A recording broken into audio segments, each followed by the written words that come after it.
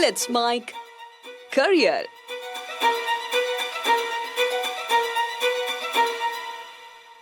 राजस्थान के माहौल में इस समय गर्मी कुछ ज्यादा बढ़ी हुई है।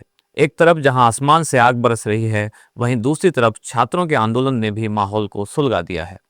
तपती दोपहर में जहां सड़कें सुनसान पड़ी हैं, वहीं राजस्थान यूनिवर्सिटी का कैंपस इस समय आंदोलनकारी छात्रों से भरा हुआ है।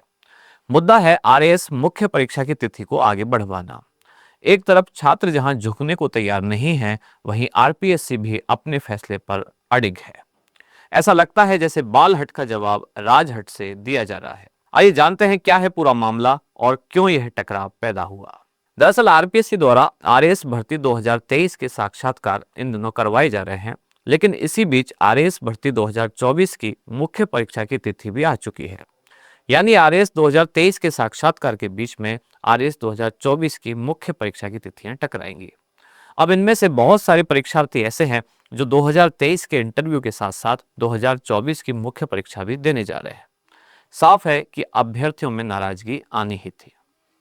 आइए जानते हैं कि अभ्यर्थियों के तर्क क्या हैं। सबसे पहले हम मांगों की बात करें तो मांगे हमारी कोई अनुचित मांगे नहीं है या कोई बहुत बड़ी बात मांगे नहीं है कि हम कुछ गलत या कुछ ऐसा मांग रहे हैं जो आरपीएससी नहीं कर सकती है। सिंपल सी हमारे जो मांगे हैं उनमें सबसे प्रमुख मुद्दा है कि आप पहले परिणाम जारी कर दीजिए।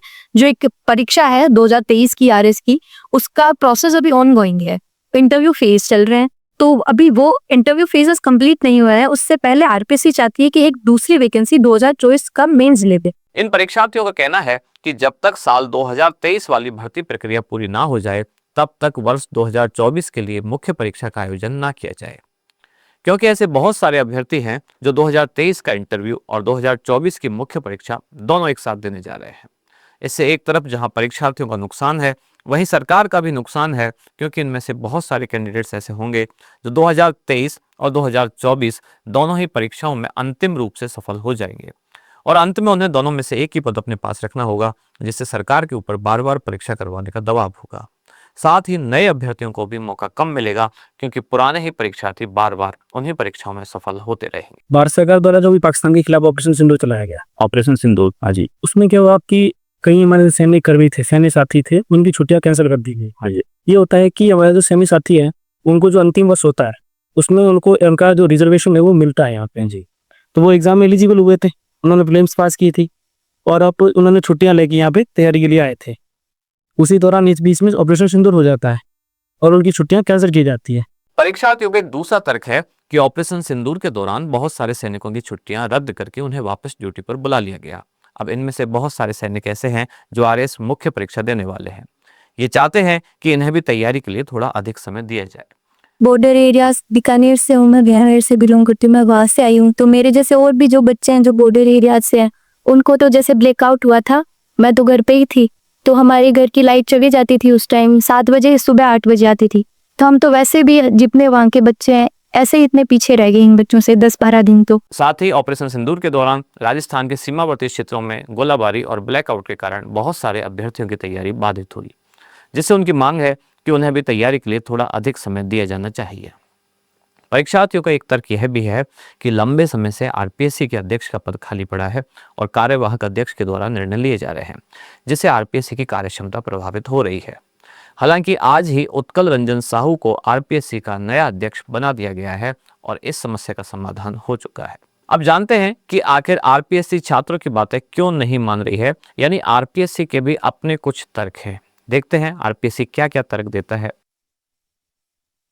सबसे पहला, आरपीएससी का कहना है कि परीक्षा की तिथि बहुत पहले ही घोषित की जा चुकी है, परीक्षा के लिए सारी तैयारियां हो चुकी हैं, सेंटर अलॉटमेंट किए जा चुके हैं और अब अंतिम समय में परीक्षा पोस्टपोन करवाना संभव नहीं है। इसके अलावा आरपीएससी अपनी कार्यशैली में सुधार के लिए यूपीएससी की तरह वार्षिक कैलेंडर के अनुसार सभी भर्ती परीक्षाएं समय पर कराने हेतु प्रयासरत है। इसके अलावा यदि परीक्षा की तिथि पोस्टपोन की जाती है तो आने वाले कुछ महीनों में आरएएस मुख्य परीक्षा के लिए कोई उपयुक्त तिथि निर्धारित करना मुश्किल होगा, क्योंकि उन महीनों में पहले से ही अन्य परीक्षाओं की तिथि घोषित की जा चुकी है। इस बीच यह भी जान लेते हैं कि सरकार पूरे मामले को कैसे देख रही है, सरकार का क्या तर्क है या सरकार क्या सोचती है।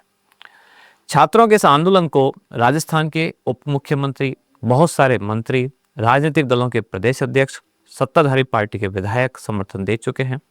आंदोलन के समर्थन में सत्ताधारी विधायकों द्वारा मुख्यमंत्री के नाम खुले पत्र लिखे गए हैं। इससे ऐसा लगता है कि सरकार भी छात्रों के साथ है, लेकिन फिर सवाल यह भी उठता है कि अगर सरकार छात्रों के साथ है तो फिर उनकी मांगें पूरी क्यों नहीं हो पा रही है। इस बीच आरपीएससी के नए अध्यक्ष की आज नियुक्ति कर दी गई है। राजस्थान पुलिस के डीजीपी उत्कल रंजन साहू को अब आरपीएससी का नया अध्यक्ष बना दिया गया है। उड़ीसा के रहने वाले उत्कल रंजन साहू 1988 बैच के आईपीएस अधिकारी है और नई जिम्मेदारी मिलने के बाद उन्होंने क्या कहा, आइए सुनते हैं। जिम्मेदारी मिली है तो जिस हिसाब से इसको जिम्मेदारी को पूरा करने का प्रयास अपने तरफ से होना चाहिए वो प्रयास करेंगे और काम जितना बेटर हो सकता है उसको करने की प्रयास करेंगे।